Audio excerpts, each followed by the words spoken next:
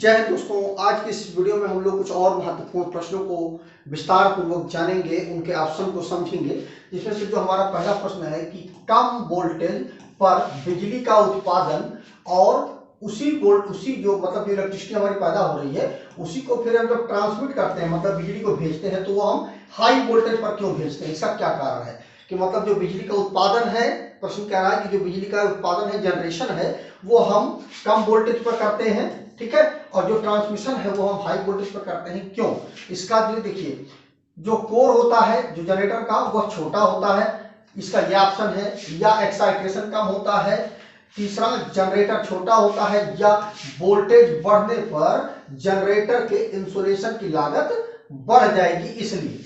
तो देखिए, इसका जो ऑप्शन का जो आंसर होगा वो यही होगा, चौथा वाला, कि जब हम वोल्टेज को बढ़ाएंगे तो जो जनरेटर है उसका जो इंसुलेशन है उसकी लागत बढ़ जाएगी। अब कारण क्या है कि देखिए, इसमें जो जनरेटर लगे हुए होते हैं वो इलेक्ट्रिसिटी को जनरेट करते हैं। अब इलेक्ट्रिसिटी जब जनरेट होती है तो अगर वह इलेक्ट्रिसिटी हमारी वह कम वोल्टेज पर जनरेट हो रही है तब तो उसमें जो इंसुलेशन है वो कम, उसी अनुसार कम का लगाना पड़ेगा, मतलब कम वोल्टेज का लगाना पड़ेगा इंसुलेशन, क्योंकि इंसुलेशन का खर्चा बहुत ज्यादा आता है। तो अगर वोल्टेज हम ज्यादा वोल्टेज पर, हाई वोल्टेज पर इलेक्ट्रिसिटी को जनरेट करेंगे तो उसमें खर्चा हमारा बढ़ जाएगा, जो उसका जो इंसुलेशन की जो लागत है ना वो हमारी बढ़ जाएगी। अब देखिए क्या होता है कि जो इलेक्ट्रिसिटी यहाँ पर मैंने लिख भी रखा है कि वोल्टेज बढ़ने पर जनरेटर के इंसुलेशन की लागत बढ़ जाएगी, क्योंकि जो बिजली का उत्पादन है देखिए वो 6.6 केवी 11 केवी पर किया जाता है, और जब उसको ट्रांसमिट किया जाता है तो वो 66 केवी पर किया जाता है,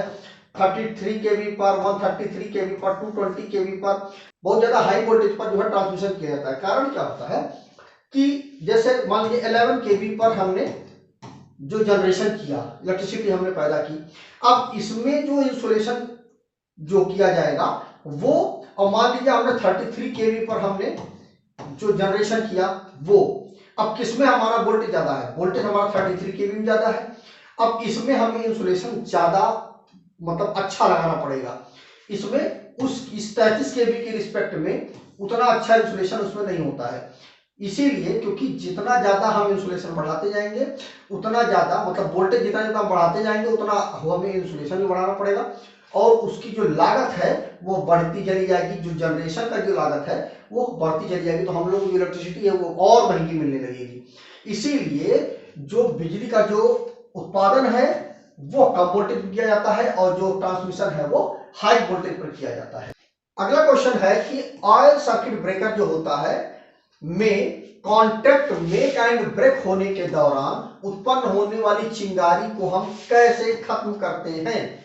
ये हमारा ऑयल सर्किट ब्रेकर है। इसमें जब कॉन्टैक्ट मेक एंड ब्रेक होते हैं, मतलब जो इलेक्ट्रिसिटी चालू और बंद हम करते हैं, क्योंकि ये क्या होता है, ब्रेकर होता है, ठीक है, ब्रेकर होता है। अब इसमें क्या होता है, इलेक्ट्रिसिटी चालू और बंद होती है, तो वह जो इलेक्ट्रिसिटी चालू और बंद होती है उस कंडीशन पर चिंगारी उत्पन्न होती है, तो उसको हम किस प्रकार से खत्म करते हैं?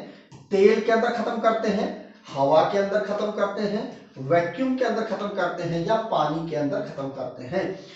तो देखिए, जो ऑयल सर्किट ब्रेकर होता है, जैसा कि नाम से ही क्लियर हो रहा है, ऑयल सर्किट ब्रेकर नाम से ही क्लियर हो रहा है, इसमें ऑयल का उपयोग किया जाता है। और कौन सा ऑयल उपयोग किया जाता है? ट्रांसफार्मर ऑयल का उपयोग किया जाता है, जो कि एक खनिज तेल होता है। तो इसमें जो चिंगारी होती है उसको खत्म करने के लिए हम तेल का उपयोग करते हैं, तेल में उस चिंगारी को खत्म करते हैं। कैसे?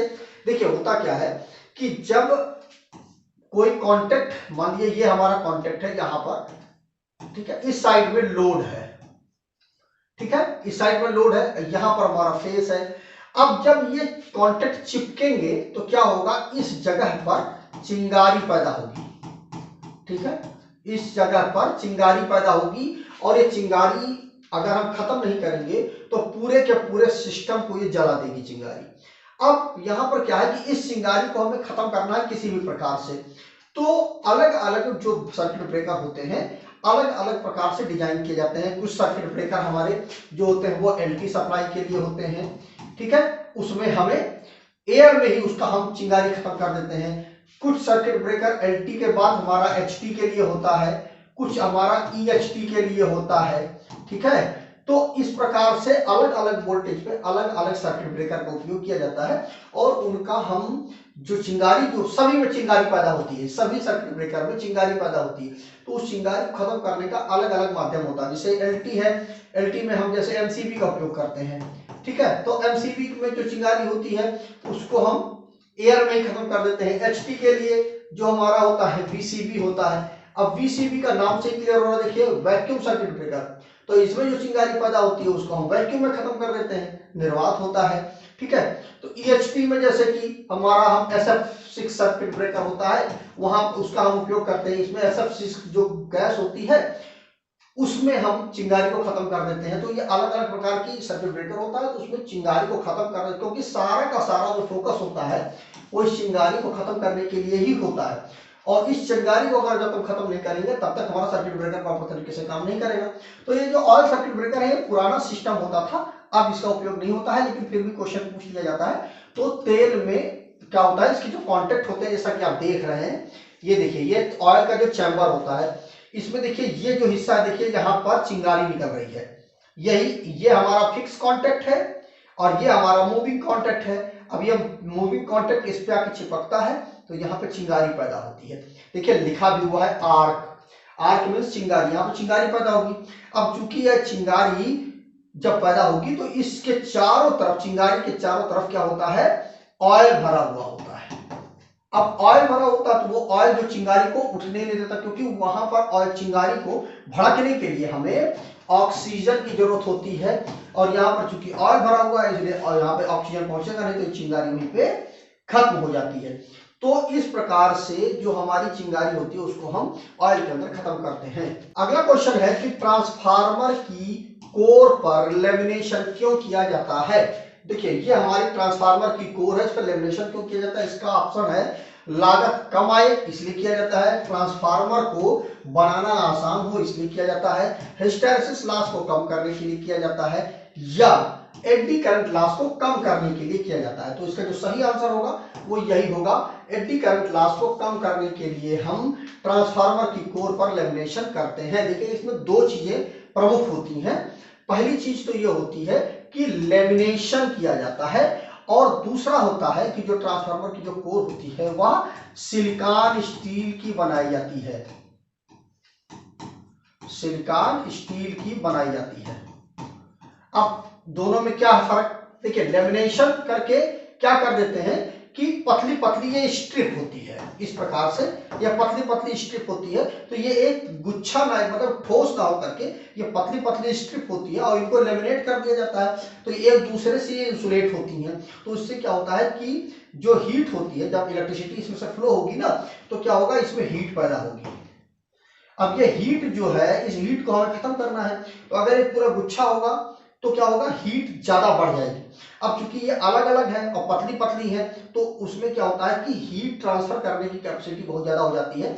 और आपने देखा होगा हीट सिंक जो होता है ना, हीट सिंक जो होता है वो इसी तरह बनाया जाता है, पतला पतला बनाया जाता है। वो इसीलिए बनाया जाता है क्योंकि कोई चीज आपने बचपन में भी सुना होगा कि लकड़ी के गट्ठर को तोड़ना आसान नहीं है, एक लकड़ी को तोड़ना आसान है।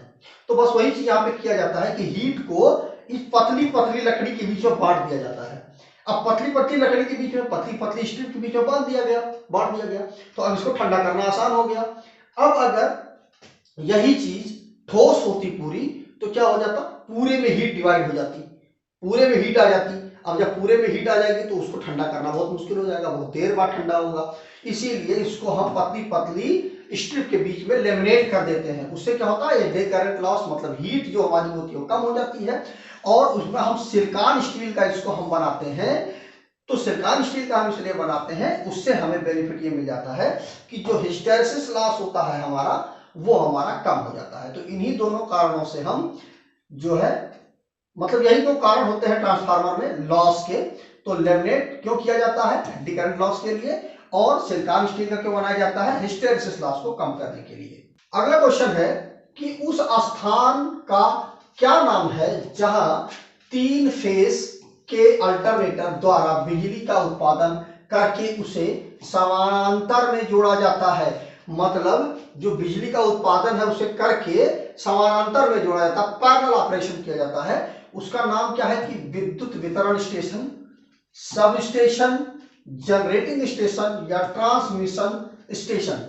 तो चूंकि यहां पर लिखा भी हुआ है देखिए बिजली उत्पादन, तो बिजली उत्पादन कहां होता है, जनरेटिंग स्टेशन में बिजली का उत्पादन होता है, और वहीं पर कई सारे जो जनरेटर होते हैं हमारे, मतलब जनरेटर अल्टरनेटर होते हैं, उनको पैरेलल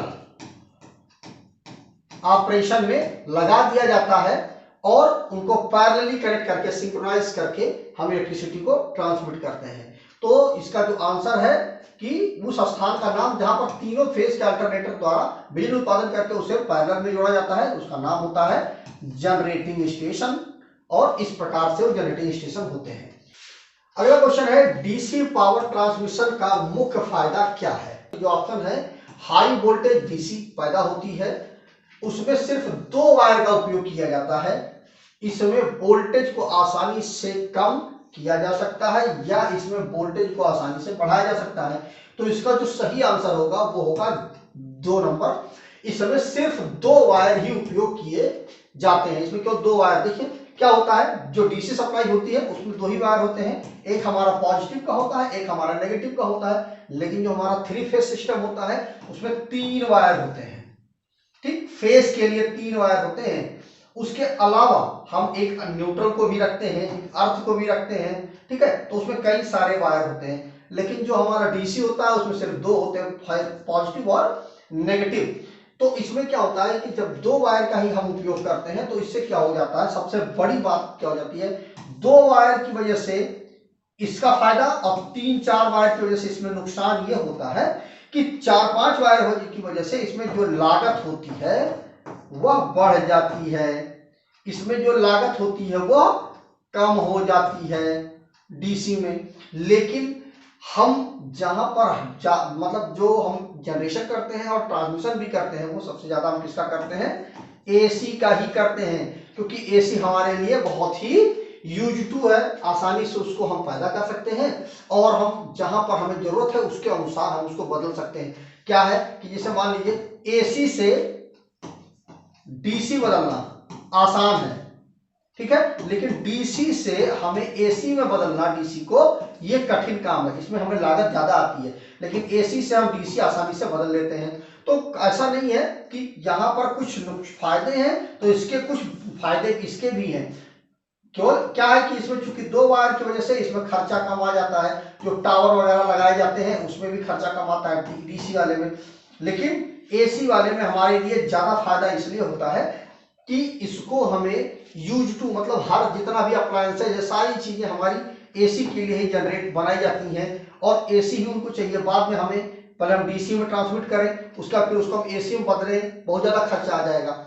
इसमें क्या है कि एसी में हमने बनाया और एसी से हमने ट्रांसमिशन करके जहां पर हमें जरूरत है स्टेप डाउन ट्रांसफार्मर लगा करके हमने अपनी जरूरत के अनुसार ले लिया। जिन जिन चीजों का हमें डीसी की जरूरत है वहां पर हमने क्या किया, रेक्टिफायर की मदद से हम डीसी में बदल दिए उसको, और डीसी में बदल करके हमने उस उपकरण को दे दिया। तो हमारे लिए क्या है कि एसी हमारे लिए ज्यादा उपयुक्त सप्लाई है, इसीलिए हम एसी का ही ट्रांसमिशन करते हैं। लेकिन डीसी में हमें क्या फायदा होगा वो मैंने आपको बता दिया कि 2 वायर की मदद से ही हम ट्रांसमिशन करते हैं, इसलिए डीसी में हमें ये फायदा है, उससे खर्चा हमारा कम हो जाता है। दोस्तों मेरा एक ब्लॉग है जिसका नाम है www.targetelectrician.com, वहां पर जाकर के आप इलेक्ट्रिकल से संबंधित ढेरों नॉलेज ले सकते हैं। बहुत अच्छे अच्छे आर्टिकल वहां पर लिखे गए हैं, इमेज के माध्यम से समझाया गया है और अच्छी भाषा, मतलब उसमें भाषा बहुत अच्छी लिखी गई है। वहां पर जाकर के आप पढ़ करके निश्चित ही आपको एक अच्छी जानकारी मिल पाएगी। तो इस तरह से चाहिए और इस ब्लॉग को विजिट करिए। तो आज वीडियो बस इतना ही। जय हिंद दोस्तों।